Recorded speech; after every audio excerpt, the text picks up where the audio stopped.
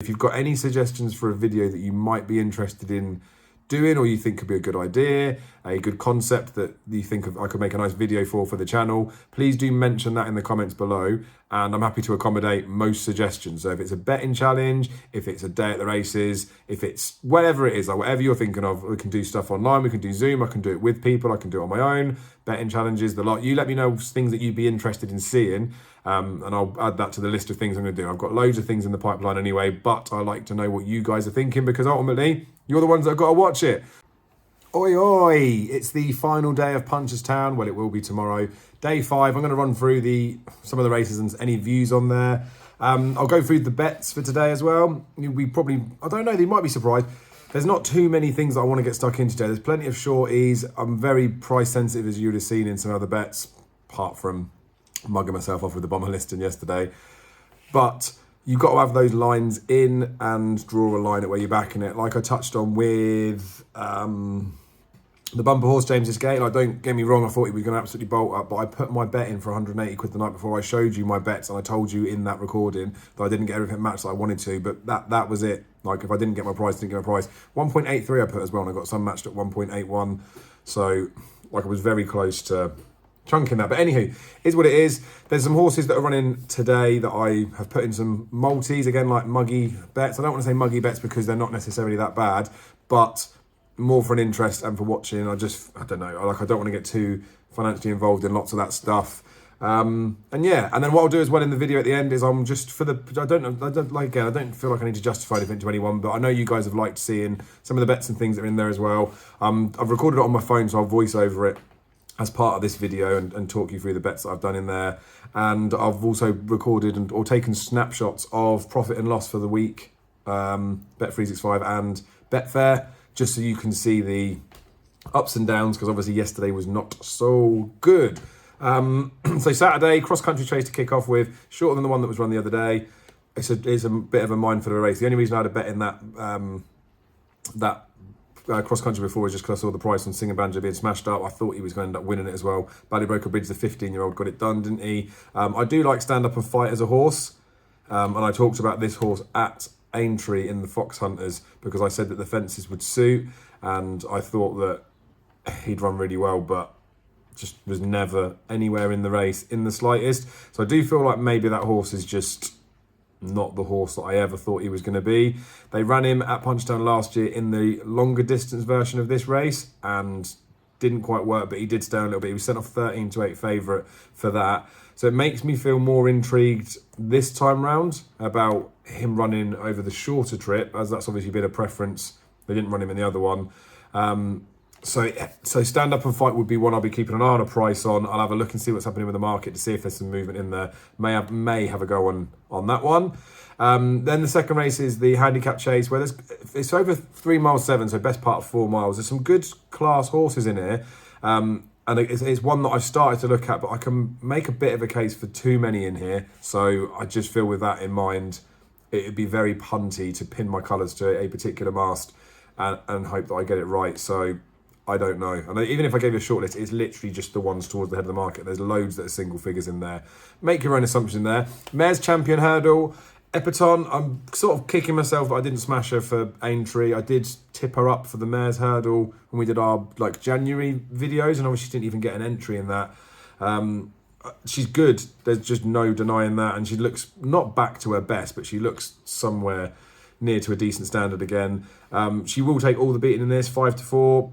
It probably is about right, but there is some depth in behind. There are some nice horses, and there are some horses that haven't had to travel quite as far as she's had to, and some horses that have been round here as well. So again, 9 runners that are in there, so the each way terms with Betfair, even if it drops out, like I know Concertista was an absolute plum anyway yesterday, like the place terms didn't work with it, but we've got the 9 runners in here, so it will stand up. I don't know if there'll be extended places or not.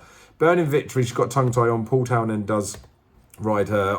I do still think there's much more to come from this particular mare.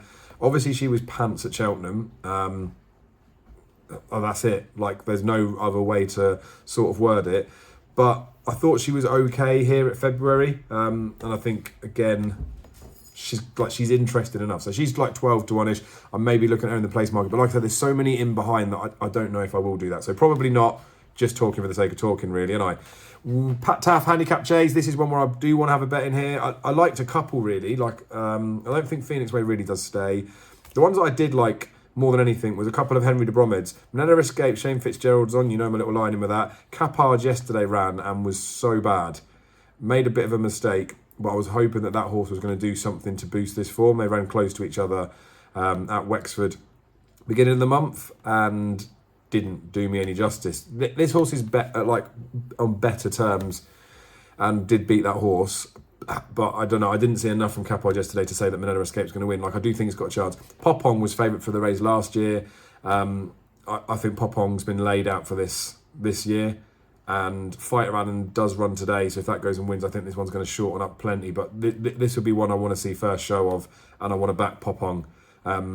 So yeah, I think Popong's the winner of that race. So I won't have a hefty bet. I'll see what sort of price I can get it. I think it's going to be a competitive enough handicap.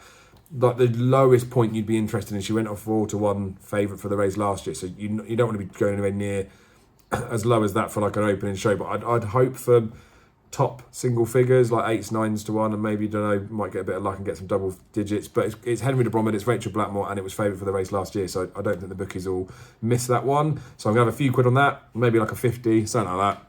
Then the champion 4-year-old hurdle, Vauban was ultra impressive at Cheltenham, but ultra impressive in the sense that he did loads wrong again and still won. Like, he's obviously got a clear, massive engine. It's just that fact that he does do lots wrong. So yeah, 2's on about him. I wouldn't want to entertain. I don't know if there's anything that I'd want to take him on with. There isn't. Anything I'd want to take him on with, but I'd just be treading with caution with Vauban. Like, undoubtedly he's a monster, but I don't know. The fact they talked about Melbourne Cups and stuff with him as well. Like, I don't like the dual purpose aspect, like Max Dynamite, stuff like that. Like, it winds me up after a period. I just don't think if they were genuine top class hurdlers, you'd be messing about with flat stuff with them as well. There's a 2 mile 3 handicap hurdle. There's a couple in here that was semi-interesting. 5 o'clock's finally got some headgear on. The cheek pieces are going to help him. Irascible, was a big price at Cheltenham. Didn't really run very well. Then goes and wins the other day in a non-handicap race. I still think the horse is good. Maybe massively needed the Cheltenham run because that was after a bit of a layoff. I don't know. I can't necessarily see him winning it. Drop the Anchor.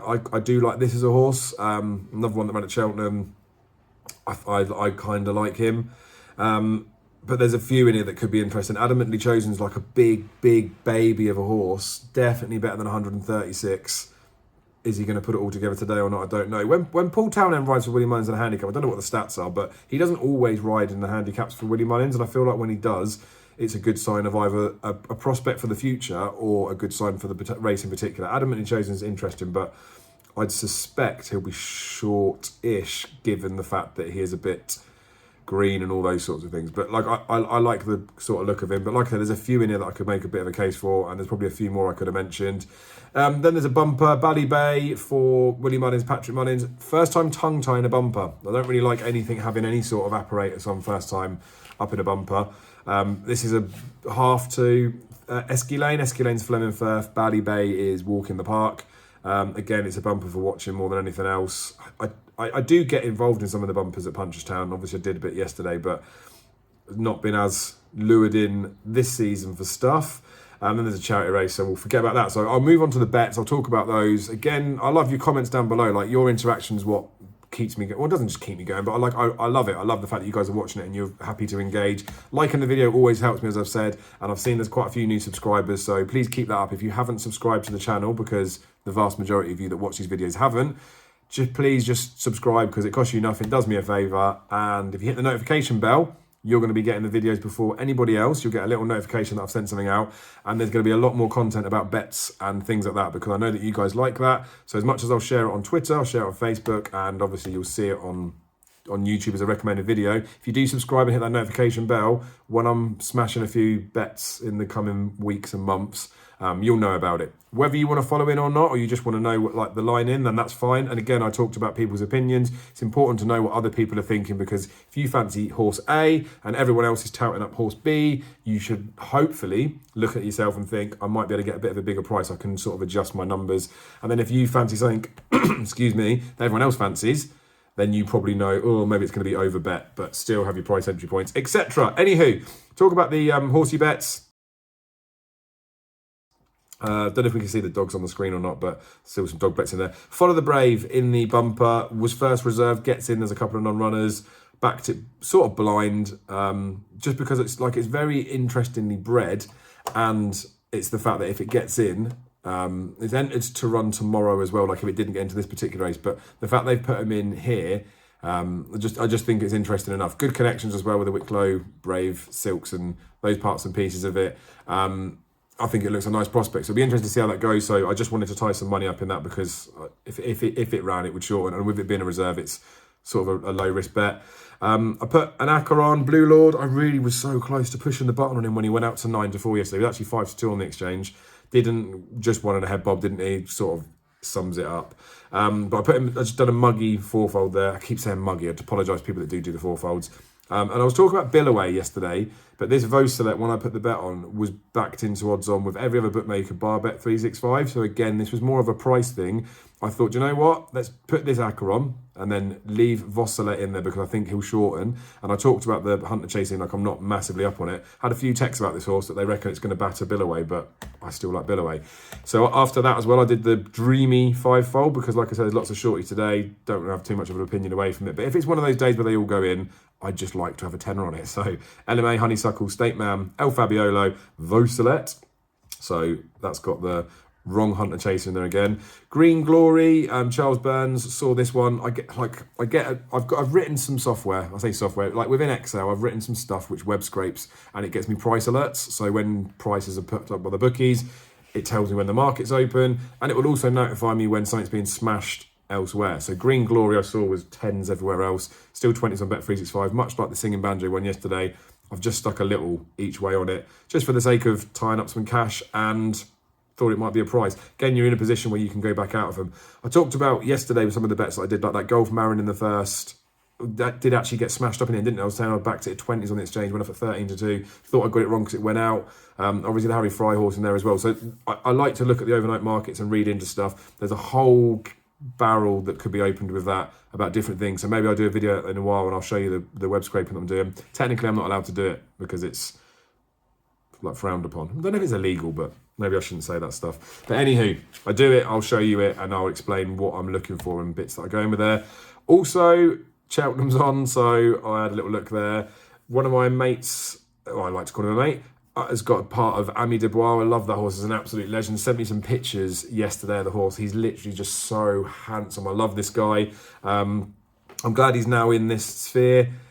He is probably running over a trip a little bit too short for him, but I do love Ami, so I think he's got a proper chance. But it made me look at the racing a little bit, and Shantou Fly is a horse that I love. So many places at the festival, isn't he? Like 5, I think. And then Stratagem as well I thought was good the last day. So I just did a muggy double on Maxwell. That's risky enough, isn't it? You'd see about betting. I'm here saying what I fancy and technically giving out some sort of, not really serious advice, but opinion. And I'm mugging off myself with a £20 double on the Maxwell. Up the Maxwell. And then I've done the £25 treble. Billaway, Ellie Mae, Fabiolo. So that's the sort of treble that I liked yesterday when I was talking about bets that I could potentially do. They are the 3 that I sort of fancied. Not a massive particular return, but in the grand scheme of things, it's a return. I don't want to be like snobby about that, like winning a ton's happy days in it, but you know that I've covered with other bits of bets in there as well. So like I feel okay for the fact of watching some races today. No doubt there'll be some poor luck. Like I say, El Fabiolo dogged it at Aintree, so maybe he's the one that balls it up. You can never trust a mare either. Any May can throw in a bad one, so all the bets could look terrible, but that's the way I've gone. I haven't really found anything in any other races that I want to get stuck into. So I said as well that I was going to show the profit and losses for the week. They are going to be up on the screen now, I guess, and you'll be able to see. So Bet365 I've made a few quid this week. And then you'll see on Betfair, I've lost a few quid on Betfair, but one of them was a mega balls up on, I say mega balls up, it's just life. Balls up on the bomber list and where I couldn't get out of it. Is what it is. And I could have got out of it for a smaller loss, but made my bed. I'll sleep in it over the term. I'm fairly happy with how I'm playing things. And yeah, we'll see how we go. I haven't had any bets with bookies this week, just because obviously I did Grenadine as a paper slip last Saturday, didn't I? So obviously that's not included in the figures in here, but I haven't had any other bets. Like this is literally it. So it's shown. So again, thank you for your comments, subscriptions, liking the video. I do really appreciate your support, and I will see you soon.